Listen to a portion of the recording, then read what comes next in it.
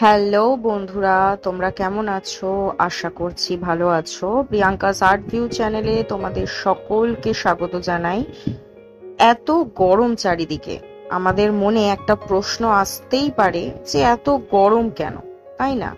তো এত গরম কেন সেটা হয়তো আমি আমার এই আঁকার মধ্যে দিয়ে দেখাতে পারিনি, কিন্তু গরম হওয়ার পেছনে অনেকগুলো কারণ আছে। বা আমাদের আবহাওয়া এতটা পরিবর্তন কি করে হলো? কাল বৈশাখী আসে না, যে কোনো সময় যে ঋতুর প্রয়োজন হয়, সেটা শরৎ হোক, গ্রীষ্ম হোক, বর্ষা হোক, ঠিক টাইমে আসে না। হ্যাঁ, গ্রীষ্ম ঋতু কিন্তু একেবারে ঠিক টাইমে আসে, মানে ঠিক টাইমে তো আসেই, এবং অন্যান্য ঋতুগুলোতেও গ্রীষ্ম ঋতুর প্রভাব কিন্তু একটা দেখা যায়। তো যাই হোক, গ্রীষ্ম ঋতু হচ্ছে কমন ফ্যাক্টর এখন ঋতুর, মানে যে কোনো ঋতুতে গরম ফিলটা কিন্তু হবেই। হ্যাঁ, ডিসেম্বর বা নভেম্বরের একেবারে শেষের দিকে হয়তো ঠান্ডা হয়, কিন্তু মোস্ট অফ দ্য টাইম আমরা গরমই ফিল করি, তাই না? তো এই গরমকাল বা এতটা টেম্পারেচার সব সময় এতটা হট হয়ে থাকে, বা যে টেম্পারেচার থাকার দরকার যে কোনো টাইমে যে কোনো ঋতুতে, সেটা থাকে না, তার থেকে অনেকটাই বেশি হয়ে যাচ্ছে। রেনফল একেবারে উপযুক্ত টাইমে আসে না, কিংবা বলা যেতে পারে এতটা পরিমাণে গ্লোবাল ওয়ার্মিং বেড়ে যাচ্ছে। তার পেছনে অনেকগুলো রিজন আছে, তার মধ্যেই এক অন্যতম এবং প্রধান কারণ হচ্ছে ইন্ডাস্ট্রিজ। ইন্ডাস্ট্রি গ্রোথ করলে হয়তো আমাদের দেশ অনেক উন্নত হবে, অবভিয়াসলি উন্নত হচ্ছেও, এবং সেটা দরকারও, এতে কোনো রকম বাধা নিষেধ নেই। কিন্তু ইন্ডাস্ট্রিজ থেকে যে সমস্ত দূষিত পদার্থগুলো রিলিজ করছে, ড্রেনেজ সিস্টেমের মাধ্যমে হোক বা এয়ারের মাধ্যমে হোক, তো সেটা তো আমাদের পরিবেশ বা আমাদের এই গোটা পৃথিবীকে এফেক্ট দিচ্ছে।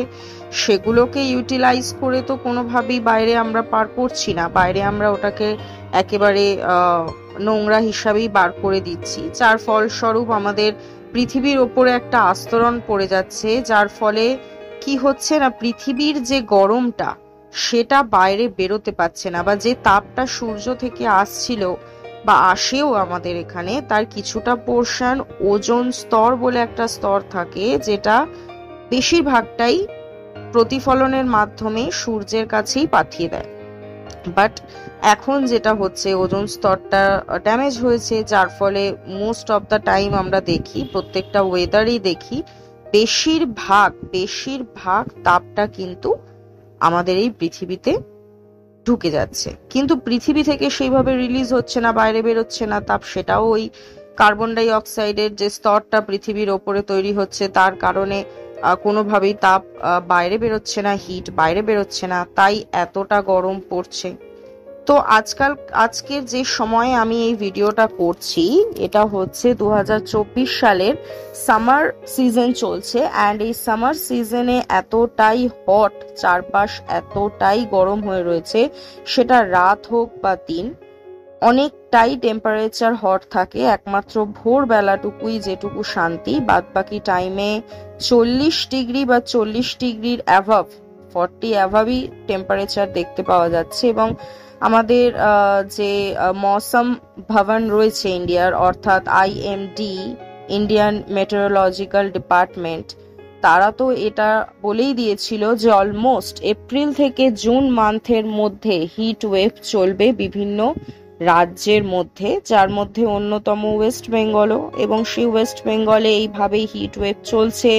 দুপুর বাড়লেই অলমোস্ট 11টা 12টা নাগাদ 40 বা 40-র অ্যাভাব টেম্পারেচার, অ্যান্ড 4টে 4:30 অবধি সেই টেম্পারেচারটা বিরাজ করছে, অ্যান্ড দেন রাত্রেবেলা 30 ডিগ্রি বা 30 ডিগ্রির অ্যাভাব থাকছে। অর্থাৎ এক গরমের দাবদাহ চলছে, যার একটা অন্যতম রিজন হচ্ছে ইন্ডাস্ট্রিজ। সেই ইন্ডাস্ট্রিজকেই কিন্তু আমি পেনের মাধ্যমে আমি আঁকার চেষ্টা করেছি, তোমরা দেখতে পাচ্ছ। এবং আমি জানি না যে তোমাদের আঁকাটা কতটা ভালো লাগবে, কিন্তু আমি আগেও বলেছি, আমার এই সমস্ত আঁকা যেগুলো আমি কোনো কিছু শেখানোর থেকে বড় কথা, আমি কিছু আঁকা দেখাচ্ছি নিজের, বিশেষ করে পেন আর্ট, এর সাথে থাকবে অনেক গসিপ। মানে শুধুমাত্র আঁকা রিলেটেড ইনফরমেশনই দেবো এমন কোনো ব্যাপার নেই, প্রচুর গসিপ থাকবে, প্রচুর ইনফরমেশন থাকবে, প্রচুর ধরনের নিউজ থাকবে। তো বিভিন্ন ধরনের নিউজ চ্যানেল তোমরা দেখতে পাও, যেখানে আমরা নিউজের ব্যাপারে সমস্ত খবরাখবর পাই। তো সেখান থেকেই কিছু নিউজ আমি এক্সট্র্যাক্ট করেছি এবং আমার মতো করে বলার চেষ্টা করছি। সেটা হচ্ছে, ইন্ডিয়ান মেট্রোলজিক্যাল ডিপার্টমেন্ট বলেই দিয়েছিল যে এপ্রিল থেকে জুন মাস, এর মধ্যে যতগুলো মাস রয়েছে এই হিট ওয়েভের আশঙ্কা রয়েছে। এবং হিট যে সামার যে যে জায়গায় আমাদের গোটা যে মহাদেশগুলো যদি বলি, সেখানে সামার তো আফ্রিকাতেও চলছে, সামার আমাদের ইন্ডিয়াতেও চলছে, এবং আরো কতগুলো মহাদেশে বা দেশেও চলছে, মহাদেশ না দেশে মেনলি চলছে। তো সেখানে সব থেকে বেশি রেড কালার যেটা থাকবে, অর্থাৎ বোঝা যাচ্ছে যে সেখানে তাপমাত্রাটা প্রচুর বেশি। তো ইন্ডিয়া তার মধ্যে অন্যতম। ইন্ডিয়াতে যে রেড কালারটা দেখা দিয়েছে, যে রিপোর্টটা পাবলিশ করা হয়েছে, সেখানে রেড কালার একেবারে ডার্ক রেড, যেটা আমরা আঁকাতেও ব্যবহার করে থাকি না, ডার্ক রেড, লাইট রেড, একটুখানি হালকা, এবং different types of red colour হয়। তো তার মধ্যে যেটা সব থেকে ডার্ক রেড, সেটা আমরা ইন্ডিয়া পেয়েছি। এবং এতটাই ভালো লাগছে আমাদের, তাই না, যে মানে দাবদাহে, একেবারে গরমের দাবদাহে একেবারে শেষ হয়ে যাচ্ছি, এবং তারই মধ্যে আমরা এত বড় একটা ডার্ক রেড পেয়েছি, সবার থেকে হাইয়েস্ট পজিশনে দাঁড়িয়ে রয়েছি। অন্য কোনো পজিশনে, অন্য কোনো ভালো জায়গাতে দাঁড়িয়ে রয়েছি কি জানি না, কিন্তু এই জায়গাতে কিন্তু একেবারে টপ মোস্ট পজিশনে আমরা বিরাজ করছি। সো তার জন্য আমাদের কি হওয়া উচিত, খুশি না দুঃখ আমি জানি না, বাট যেটা দেখা যাচ্ছে, এবং ইন্ডিয়ার মধ্যে ওয়েস্ট বেঙ্গল, এদিকে উড়িষ্যা অর্থাৎ ইস্ট কোস্ট যে দিকটায়, ওখানে, এবং ওয়েস্ট কোস্টের মহারাষ্ট্র রয়েছে, এছাড়া কর্ণাটকা, অন্ধ্রপ্রদেশ, গুজরাট, এখানে হিট ওয়েভ চলার পরিকল্পনা দেখা দিয়েছে। মানে পরিকল্পনাটা অবভিয়াসলি নেচারই করছে, বাট সেটার পেছনে সোর্স বা ইন্ধন তো আমরা দিনের পর দিন মানুষেরাই জুগিয়েছি, তাই হয়তো আমাদের দোষটা কিছুটা হলেও চাপা পড়ে যাচ্ছে। তো একটা কোয়েশ্চেন মার্ক থেকে যায়, হোয়াই ইজ হট, মানে এতটা হট কেন, হোয়াই ইজ সো হট, মানে এতটা গরম কেন। তো আমরা মানুষেরাই মানুষের সাথে আলোচনা করছি, এবং তার কারণটা জানি, আমাদের মাথায় চলছে যে অ্যাকচুয়ালি আমরা নিজেরাই দায়ী তার জন্য। কিন্তু ওই যে মানে আমাদের ইন্ডিয়ান লোকেরা বা যে কোনো ইন্ডিয়ান বলে নয়, যে কোনো ব্যক্তি নিজের দোষ থোড়ি না দেখতে চায়, নেচারেরই দোষ হবে না অবভিয়াসলি। সেটাই। তো coming back to the main point, যে এই যে এতটা গরম এবং হিট ওয়েভ জারি হয়েছে, রেড অ্যালার্ট জারি হয়েছে, এগুলো কি? এগুলো হচ্ছে এক একটা সিম্বল দিয়ে বোঝানো হয় যে হ্যাঁ, এই টাইমটায় এই জিনিসটা চলছে, বা এটা এতটা গরম পড়বে, বা এতটা কিছু। তো এটা কিভাবে পরিমাপ হয়? 40 ডিগ্রি বা 40 ডিগ্রির অ্যাভাব যদি উঠে যায়, অলমোস্ট এখন 43 ডিগ্রি চলছে, আবার অনেক জায়গায় বলা হচ্ছে 45 ডিগ্রি পর্যন্ত উঠতে পারে, মানে মরুভূমি হয়ে যাবে আর কি, সাহারা মরুভূমি, থর মরুভূমিতে পরিণত হওয়ার একটা ব্যাপার এসে গেছে। তো এই পজিশনে দাঁড়িয়ে দেখা গেছে যে 40 বা 40 ডিগ্রির অ্যাভাব যদি হয়, তাহলে সেক্ষেত্রে হিট ওয়েভ জারি করে দেয়, রেড অ্যালার্ট জারি হয় বিভিন্ন স্টেটে, বিভিন্ন ধরনের জেলাগুলোতে, এবং সেটাই হয়েছে। সো তাপমাত্রা এতটাই বেড়ে গেছে। এবার আসল কথায় আসি, তাপমাত্রা তো অবভিয়াসলি আমাদের নিজস্ব কারণ, মানে মানুষেরা আর্থকে একেবারে ইউজ করে করে করে করে আজকে এই দশায়। বাট মেন যে রিজনটার জন্য এবছরটা এতটা হটেস্ট ওয়েদার তৈরি হয়েছে, তো তার পেছনে একজন খুবই নাম করা একটা জিনিস দায়ী, সেটা হচ্ছে এল নিনো। এবার এল নিনো কি, খায় না মাথায় দেয়, সেটাও তো জানতে হবে। তো এল নিনো হচ্ছে অ্যাকচুয়ালি আমাদের যে সাউথ আমেরিকা অ্যান্ড তার সাথে যে নর্থ আমেরিকার সাউথের একটুখানি পোর্শন, এই জায়গাটায় এল নিনো থাকে, যাকে আমরা লিটল বয় নয়, সরি, হ্যাঁ লিটল বয়ই বলে থাকি।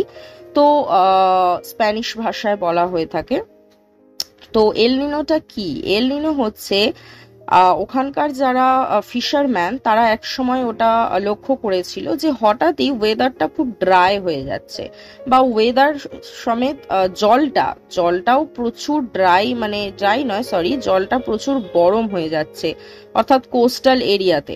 জল প্রচুর গরম হয়ে যাচ্ছে, অর্থাৎ সাউথ আমেরিকার ওয়েস্টার্ন পার্ট আর নর্থ আমেরিকার যে সাউথের দিকের ওয়েস্টার্ন পার্ট, এই দিকটা অর্থাৎ প্যাসিফিক ওশেনের যে জলটা সেটা গরম হয়ে যাচ্ছে। এবং তার অপোজিটে মানে সাউথ আমেরিকার ইস্টার্ন পার্ট আর নর্থ আমেরিকার যে সাউথের দিকটার ইস্টার্ন পার্ট, ওই দিকে কিন্তু সেই তুলনায় খুবই ভেজা ভেজা ব্যাপার থাকে, একটু কুল ওয়েদারটা থাকে। তো পরবর্তীকালে যখন আবহবিদরা এটাকে নিয়ে পর্যবেক্ষণ করলো, পরীক্ষা নিরীক্ষা করলো এবং অবজারভেশন করলো যে এটা কি, যাই হোক, তো এই এল নিনো কি করে, এই আমেরিকা থেকে স্টার্ট হয় কোস্টাল এরিয়ার মানে ইস্টার্ন দিকটা, বিশেষ করে সাউথ আমেরিকার ইস্টার্ন কোস্ট থেকে শুরু হয়ে প্যাসিফিক ওশেন ওপর দিয়ে গিয়ে ইন্ডিয়ার কাছে পৌঁছয়। এবার প্যাসিফিক ওশেনের ওপর দিয়ে যাওয়ার সময় এরা হট যে বায়ুটা বয়ে গেল সেটা কি করে না, অনেক জলীয় বাষ্প, কারণ যেখানে হট ওয়েদার সৃষ্টি হবে সেখানে পুকুর নদী নালা আমরা আগে ছোটবেলায় পড়েছি ইভ্যাপোরেট হয়, ইভ্যাপোরেট হওয়ার ফলে জলীয় বাষ্প মিক্স হয়। তো সেই রকমই এখানে হচ্ছে, কিন্তু এখানে অনেকটা বড় একটা ওশেনের ওপর দিয়ে যায়, এখানে কোনো পুকুর নদীর ওপর দিয়ে যায় না। তো সেম ভাবে যায় অ্যান্ড গিয়ে প্রচুর প্যাসিফিক ওশেন থেকে প্রচুর মানে প্রশান্ত মহাসাগর বলছি, প্যাসিফিক ওশেন মানে প্রশান্ত মহাসাগর, তো তার মধ্যে দিয়ে জলটাকে মানে জলীয় বাষ্পকে শোষণ করতে থাকে এবং এইভাবে করতে করতে যখন ইন্ডিয়া এসে পৌঁছয় তখন ইন্ডিয়াতে, বিশেষ করে ইন্ডিয়ার ইস্ট কোস্টটাতে প্রচুর বৃষ্টির সম্ভাবনা তৈরি করে, মানে মনসুন আসে, যেটা আমরা গ্রীষ্মর পরে বলে থাকি গ্রীষ্ম বর্ষা, সেই বর্ষাকালটা আমরা দেখতে পাই, যদিও এখন দেখতে পাই না, বাদ দিন, মানে ইতিহাস হয়ে গেছে। কালবৈশাখী ইতিহাস হয়ে গেছে, যে আমরা ছোটবেলায় যেমন বইয়েতে পড়তাম কালবৈশাখী হয় গরমকালে বৈশাখ মাসে, এখন পরবর্তী বইয়েতে হয়তো লেখা থাকবে যে হ্যাঁ একসময় হতো কিন্তু এখন আর হয় না, তার কেন হতো সেইটা তোমাদের হয়তো মুখস্থ করাবে, এরপর আর বলবে যে এখন আর যদিও বর্তমানে এর কোনো চিহ্ন দেখতে পাওয়া যায় না। যাই হোক, তো এই এল নিনো আসতো অ্যান্ড বৃষ্টিটা ঘটাতো এবং আমরা সেই বৃষ্টি উপভোগ করতাম মনের আনন্দে। কিন্তু এখন বর্তমানে যেটা হয় মানে এই 2024 বা 2023 সালেই অ্যাকচুয়ালি শেষের দিকে বলা যেতে পারে, অ্যাকচুয়ালি 2023-এর ঘটনার ইম্প্যাক্ট আর 2024টা ভোগ করছে। 2023-এ কি হয়েছিল, এই এল নিনো যে আসছিল আস্তে আস্তে এতটাই উইক ভাবে আসছিল যে এখন ফেড হয়ে গেছে, অর্থাৎ এল নিনো আমেরিকা থেকে যাত্রা শুরু করেছিল সাউথ আমেরিকা থেকে, কিন্তু আলটিমেটলি ফেড হয়ে গেছে, মানে ওই এল নিনো অনুপস্থিতি ফেড হয়ে গেছে, মানে পুরোপুরি অনুপস্থিত হয়ে গেছে, যার ফলে প্রশান্ত মহাসাগরের ওপর দিয়ে আসার সময় পুরোপুরি ভাবে অনুপস্থিত হয়ে যায়, মানে ফেড হয়ে যায়, পুরো হালকা হয়ে যায় জিনিসটা, কারণ ওয়েটলেস ছিল, মানে অতটা জোরালো যে এল নিনো সেটা আসছিল না, খুবই উইক শুরু হয়েছিল অ্যান্ড উইক শুরু হওয়ার কারণে প্রশান্ত মহাসাগরের উপর দিয়ে আসার আগেই ওটা ফেড হয়ে যায় অ্যান্ড আমাদের ইন্ডিয়ার কাছে এসে অবভিয়াসলি পৌঁছালো না। তো ইন্ডিয়াতে তাপমাত্রা একেবারে গর্জে উঠলো, যে এবারে তাপমাত্রা খুব বাড়িয়ে দেওয়া হবে, কারণ এল নিনো তো ভাই আসেনি, তাই এবারে আর কিচ্ছু করার নেই, অন্য জায়গা থেকে অন্য কোনো কেউকে তো আনা যাবে না, এটা প্রসিডিওর, এটা আর্থ নিজেকেই নিজে সৃষ্টি করেছে, মানুষ তো সৃষ্টি করেনি এল নিনো, আর্থের ক্লাইমেটিক জোনের মধ্যে ক্লাইমেটের মধ্যে এই প্রক্রিয়াকরণগুলো হয়, এটা ন্যাচারাল, এটার ওপর তো আমরা কিছু করতে পারবো না, সো তাই হয়েছে, এবারে ওটা ফেড হয়ে গেছে আর আমরা ভোগ করছি এতটা হিট এতটা তাপ, এবং এটা জুন মাস অব্দি তো থাকবেই বলা গেছে।